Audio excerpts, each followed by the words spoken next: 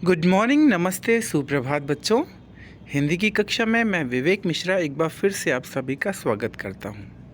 जी हाँ, आज हम पहला पाठ व्याकरण के अंतर्गत देखेंगे और पहले पाठ का नाम है भाषा और व्याकरण। जी हाँ, बताना चाहूँगा कि इस पाठ में हम भाषा, लिपि और व्याकरण के बारे में अच्छी तरह से जानेंगे। तो आइए देखते हैं सबसे पहले भाषा के बारे में यहाँ पर क्या बताया गया है। भाषा शब्द भाष धातु से बना है, जिसका अर्थ है भाषण या बोलना। मनुष्य अपने मन के भावों को भाषा के माध्यम से अभिव्यक्त करता है। जी हाँ, मनुष्य अपने भावों को किसके माध्यम से अभिव्यक्त करता है? भाषा के माध्यम से, यानी बोल करके। वह मन की बात बोलकर बताता है। वह मन की बातों को लिख कर भी प्रकट करता है। मनुष्य संकेतों के द्वारा भी अपने मन के विचारों को प्रकट करता है। संकेतों के द्वारा विचारों को एक सीमा तक ही अभिव्यक्त किया जा सकता है। वह मन की प्रसन्नता को मुस्कुराकर, हंसकर और ठहाके लगाकर प्रकट कर सकता है। वह अपने दुखों अथवा कष्टों को मुख के हाव भावों से प्रकट करता है, परंतु वह प्रसन्नता अथवा दुख के कारण को संकेतों के द्वारा नहीं बता सकता। इसके लिए भाषा ही एकमात्र साधन है। तो अब यहाँ पर भाषा की एक परिभाषा दी गई है, डेफिनेशन है यहाँ पर। भाषा को अगर हम परिभाषा के माध्यम से जानना चाहें तो हम यहाँ पर देख सकते हैं कि भाषा वह साधन है जिसके द्वारा मनुष्य अपने मन के भावों और विचारों को बोलकर और लिखकर प्रकट करता है। वह भाषा के द्वारा मन के भावों को लिखकर और पढ़कर जानता है। वह भाषा के द्वारा मन के भावों को लिखकर और पढ़कर जानता है। भाषा विचारों और भावों के आदान प्रदान का साधन है। तो जी हाँ, यहाँ पर स्पष्ट रूप से बताया गया है कि भाषा जो है वह मन के विचारों के आदान प्रदान का करने का एक माध्यम है ना। आगे देखेंगे यहाँ पर भाषा के रूप। जी हाँ, भाषा के रूप यहाँ पर बताए गए हैं। संसार के समस्त भाषाओं के दो रूप हैं। मुख्य रूप से इसके दो ही रूप हैं। एक अन्य रूप जो कि सांकेतिक भाषा के रूप में जो है अक्सर जो है आपको देखने को मिलता है, लेकिन मुख्य रूप से संसार की समस्त भाषाओं के दो ही रूप होते हैं, मौखिक भाषा और लिखित भाषा। तो मौखिक भाषा कौन सी होती है? यहाँ पर देखेंगे, मुख से बोली जाने वाली भाषा मौखिक भाषा कहलाती है। इसे कथित और उच्चरित भाषा भी कहते हैं। साथ ही साथ यहाँ पर देखेंगे लिखित भाषा का लिखा हुआ रूप लिखित भाषा कहा जाता है या लिखित भाषा कहलाता है। भाषा का लिखित रूप जो है वो स्थायी होता है। आइए अब हम यहाँ पर बात करेंगे भारतीय भाषाओं के बारे में।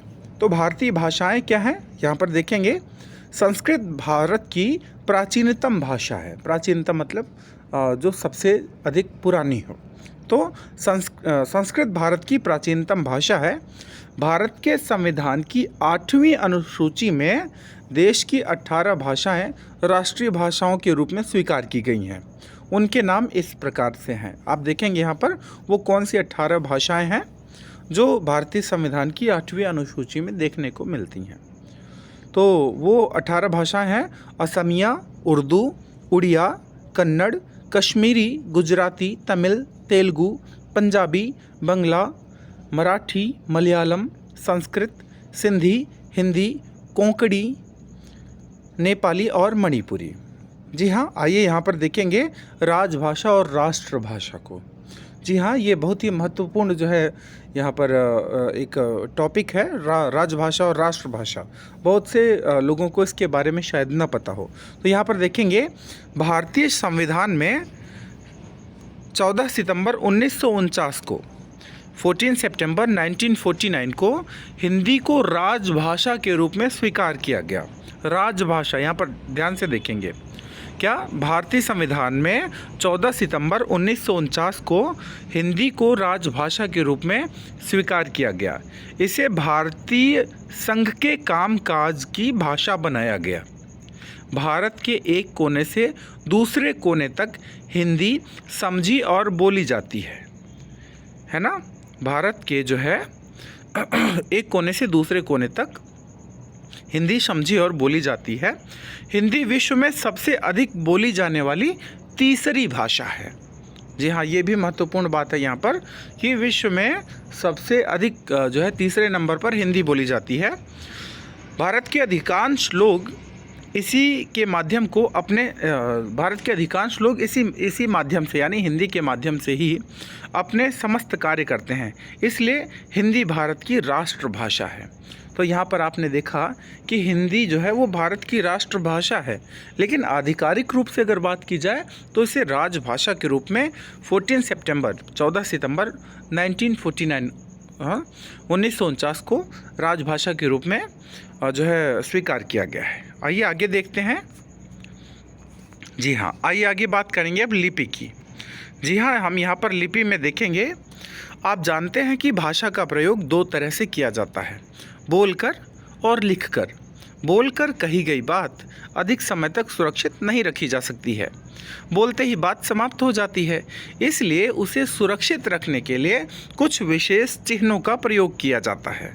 इन्हीं चिन्हों को हम लिपि कहते हैं। जी हाँ, बहुत अच्छी तरह से यहाँ पर समझाया गया है लिपि के बारे में कि जब भी हम कोई बात बोलते हैं तो बोलने के साथ ही वो बात समाप्त हो जाती है, लेकिन अगर हम इसे स्थायी रूप से देखना चाहें बहुत समय तक तो हमें इसके लिए कुछ न कुछ संकेत या चिन्हों का प्रयोग करना पड़ेगा। तो उसी के बारे में यहाँ पर बताया गया है कि भाषा के लिए जो है भाषा को स्थायी रूप से रखने के लिए जिन चिन्हों का प्रयोग किया गया उसे हम लिपि के नाम से जानते हैं। विश्व में सभी भाषाओं के लिखने के अलग अलग ढंग हैं, इसलिए विश्व की विभिन्न भाषाओं की लिपियां भी अलग अलग हैं। हिंदी, संस्कृत, गुजराती, मराठी भाषाओं की लिपि को देवनागरी कहा जाता है। जी हाँ, यहाँ पर ध्यान देने वाली बात है, हिंदी, संस्कृत, गुजराती, मराठी भाषाओं की लिपि को देवनागरी कहा जाता है।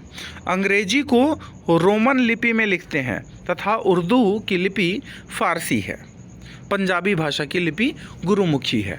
तो इन भाषाओं की जो लिपि हैं आपने यहाँ पर देखा, हिंदी, संस्कृत, गुजराती और मराठी की लिपि जो है वो देवनागरी आपने देखा। अंग्रेजी की जो है लिपि थी वो रोमन, और उर्दू की लिपि जो है वो फारसी, और पंजाबी की जो लिपि है वो है गुरुमुखी। आइए देखते हैं कि देवनागरी लिपि की विशेषताएं क्या क्या हैं। देवनागरी लिपि की विशेषताएं देखेंगे। इस लिपि में हर प्रकार की ध्वनि को प्रकट करने की शक्ति है। इसमें जैसा लिखा हो वैसा ही बोला जाता है, और जैसा बोला जाता है वैसा ही लिखा जाता है। जी हाँ, ये देवनागरी लिपि की सबसे बड़ी विशेषता है।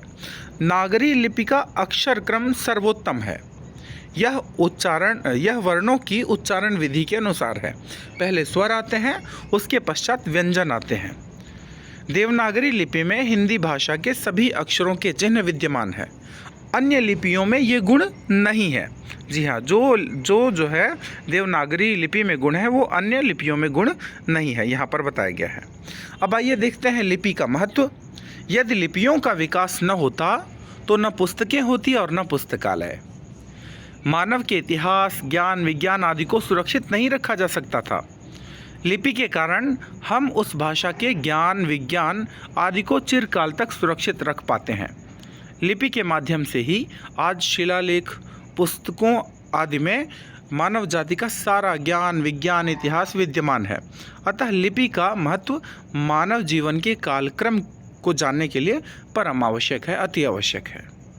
आइए हम लिपि के बाद बात करेंगे बोली की। जी हाँ, यहाँ पर बोली के बारे में बताया गया है कि हिंदी के अलावा, हिंदी के अतिरिक्त पूर्वी उत्तर प्रदेश, बिहार, झारखंड, छत्तीसगढ़ और पूर्वी मध्य प्रदेश में अवधी, भोजपुरी, मगही, मैथिली, छत्तीसगढ़ी और बघेली बोलियाँ बोली जाती हैं। पश्चिमी उत्तर प्रदेश, हरियाणा, राजस्थान और पश्चिमी मध्य प्रदेश में व्रज, कन्नौजी, खड़ी बोली, बांगरू, मेवाड़ी, मेवाती, मारवाड़ी आदि बोलियां प्रचलित हैं। हिमाचल प्रदेश तथा उत्तरांचल की प्रमुख बोलियां हैं हिमाचली, गढ़वाली और कुमाऊनी। यहाँ पर कुछ हिंदी की बोलियां जो है स्पष्ट रूप से बताई गई हैं। पश्चिमी हिंदी में क्या है, आप पश्चिमी हिंदी के नीचे देखेंगे खड़ी बोली, ब्रजभाषा, हरियाणवी, बांगरू, बुंदेली। पूर्वी हिंदी में अवधी, बघेली, छत्तीसगढ़ी और मालवी। बिहारी बिहारी भाषा है, बिहारी जो है वो बोली है। उसमें भोजपुरी, मगही, मैथिली और कन्नौजी, राजस्थानी में जयपुरी, मारवाड़ी, निमाड़ी और पहाड़ी में हिमाचली, गढ़वाली और कुमाऊनी। जी हाँ, अब यहाँ पर देखेंगे हम उपभाषा के रूप में, उपभाषा के बारे में यहाँ पर जानेंगे। जब बोली का क्षेत्र बढ़ जाता है और उसमें साहित्य रचना होने लगती है तो बोली उपभाषा बन जाती है। जैसे व्रज और अवधी बोलियाँ अब उपभाषाएं बन चुकी हैं। कौन कौन सी? व्रज और अवधी जो है ये जो बोलियाँ हैं ये अब उपभाषाएं बन गई हैं। आइए आगे देखते हैं हिंदी का विकास क्रम। हिंदी का जो विकास क्रम है आप यहाँ पर देख सकते हैं। हिंदी के विकास क्रम को जो है अच्छी तरह से बताया गया है। वैदिक संस्कृत, लौकिक संस्कृत, पाली, प्राकृत, अपभ्रंश, यह हिंदी का विकास क्रम है। और वैदिक संस्कृत में आपने देखा यहाँ पर शौरसेनी, शौरसेनी से खड़ी बोली, हरियाणवी, व्रजभाषा, बुंदेली और कन्नौजी। फिर उत्तरी शौरसेनी, उत्तरी शौरसेनी से कल्लुई, गढ़वाली, कुमाऊनी और मालवी। पाली से पश्चिमी शौरसेनी, जयपुरी, मारवाड़ी, निमाड़ी। प्राकृत से मागधी, भोजपुरी, मगही और मैथिली। और अपभ्रंश, अर्धमागधी जिसे कहते हैं, अवधी, बघेली और छत्तीसगढ़ी। खड़ी बोली ही वर्तमान में प्रचलित हिंदी है। आइए अब हम बात करेंगे व्याकरण की। जी हाँ, व्याकरण के बारे में यहाँ पर हम आपको बताएंगे कि मानव जन्म के बाद जब पहली बार बोलना सीखता है, मानव जन्म के बाद जब पहली बार बोलना सीखता है तो उसे किसी प्रकार का व्याकरण नहीं सिखाया जाता है। वह पहले भाषा सीखता है, वह पहले भाषा सीखता है। इसी तरह अनपढ़ या निरक्षर व्यक्ति भी केवल भाषा का ही प्रयोग करता है। भाषा के लिखने, पढ़ने तथा बोलने में होने वाली अशुद्धियों की रोकथाम व्याकरण द्वारा की जाती है। अतः शुद्धता से बोलने, पढ़ने और लिखने की जानकारी देने वाले शास्त्र को व्याकरण कहते हैं। जी हाँ, व्याकरण के कुछ मुख्य अंग यहाँ पर बताए गए हैं। क्या क्या हैं? वर्ण विचार, शब्द विचार, वाक्य विचार और पद विचार। आइए हम इसे बहुत ही संक्षेप में बताएंगे वर्ण विचार के बारे में। वर्ण विचार में हम क्या जानते हैं? वर्ण विचार में व्याकरण के इस भाग में यानी वर्ण विचार में वर्णों के स्वरूप, मानक रूप, भेद, उपभेद, विविध प्रयोग आदि का विस्तार से विवेचन किया जाता है। शब्द विचार में क्या होता है? इसमें शब्दों की व्युत्पत्ति, भेद, उपभेद, विविध प्रयोग आदि का विस्तार सहित विवेचन किया जाता है। फिर है वाक्य विचार में क्या है? इस भाग में वाक्यों के स्वरूप, भेद, उपभेद, विश्लेषण, प्रयोग आदि का विस्तार सहित विवेचन किया जाता है। फिर है पद विचार। वाक्य में प्रयुक्त शब्द जो है वह पद कहलाता है। पद विचार के अंतर्गत पद और उसके भेदों तथा रचना आदि का अध्ययन किया जाता है। आइए अब हम बात करेंगे व्याकरण के महत्व की। जी हाँ, व्याकरण द्वारा भाषा का विश्लेषण किया जाता है, इसलिए यह भाषा का विज्ञान है। व्याकरण क्या है? भाषा का विज्ञान है। जिस प्रकार मन का विश्लेषण मनोविज्ञान है, उसी प्रकार वचन या वाणी का अध्ययन भाषा का विज्ञान है। भारतीय मनीषियों ने व्याकरण को सर्वाधिक महत्वपूर्ण स्वीकार किया है। आचार्य पतंजलि ने कहा है कि वेद के 6 अंगों में व्याकरण ही मुख्य है। तो आशा करता हूँ कि यह पाठ आपको बहुत अच्छी तरह से समझ में आ गया होगा और आप इसे और अच्छी तरह से जानने के लिए बार बार देखेंगे। तो आज के लिए इतना ही। धन्यवाद। आज आपका दिन शुभ और मंगलमय हो।